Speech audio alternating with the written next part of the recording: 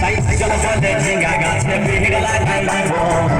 গাছ করার এবার মজা নাই ও তুই জামাই খাবি ও তুই দেওয়ার খাবি ও তুই ভাসুর খাবি আস্তে আস্তে হইয়া দাদা এবং মায়েরা বলুন তো জামাই খাবি বিটি খাবি দেওয়ার খাবি ভাসুর খাবি সব খাই দিল একটা ঝিঙ্গার জন্য তো মায়েরা তো বলতে পারবেন কোন গাইতে বাকি রইল বলুন তো মায়েরা ও তুই